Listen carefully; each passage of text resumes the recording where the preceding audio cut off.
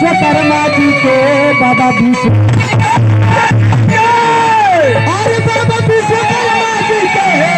लिख कर रखा सब बाबा देवता लोग को ए बाबा बाबा देवता लोग को पूरा करनी दुनिया के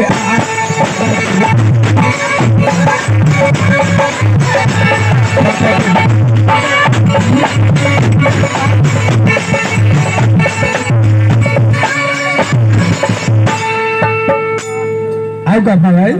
अरे जवन जवन जे जे कहल वैसने बनमनी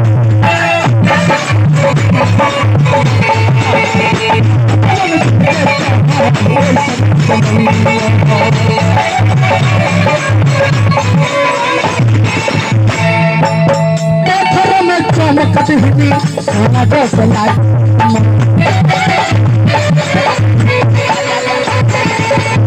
चमकती हुई सोना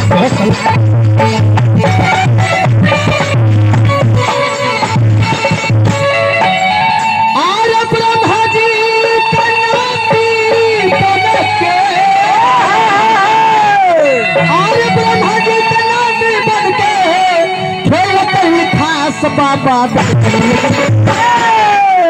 हो तो पूरा कहीं निकला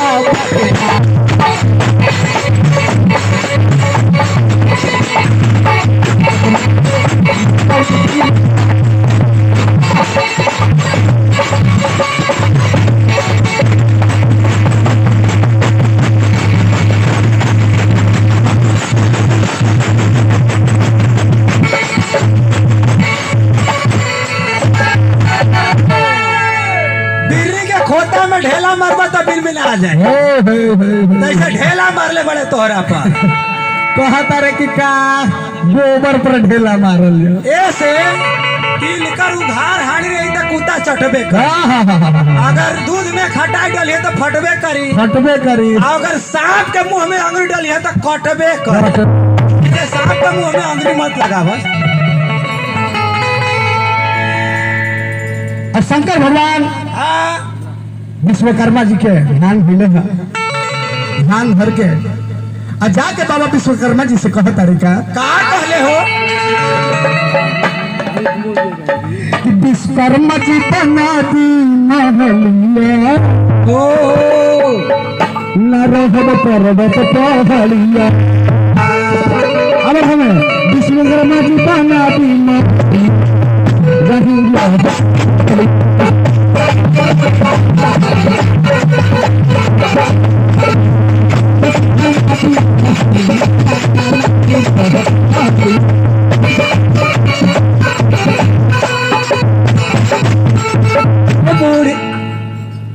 शैम्पू लगाओ के मन करता लगाई कि कार्तिक गणेश जी के मनवालू भाई की अरिधी सीधी के ललसा पुराई कार्तिक गणेश जी के मनवालू भाई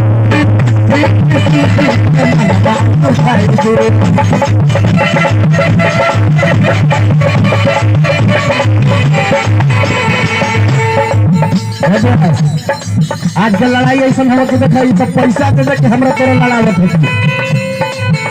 ये लोग पैसा दे दे के हमनी के लड़ावता आज सुबेरे अगर जब लड़े लग बना तो 2-2 लाख तीनों के मारे लग ये सब काम कर रहे हैं थोड़े तो समय तक फेरा होता है हमरा बड़ी लंबा है अजीत बाबू के नन्नी पे कहला है कि उनका लास्ट प्रोग्राम सोहर गीत गाना होना चाहिए। ठीक है आपका जब फरमाइश है पूरा करेंगे और भैया की तरफ से और भाभी की तरफ से बहुत बहुत आशीर्वाद है तरफ से चरण में कोटि कोटि बार बार नमन आशीर्वाद के परिषद भगवान से प्रार्थना कर शुभकामना खातिर राजनीति सब पूरा करें लेकिन कहेगा भावा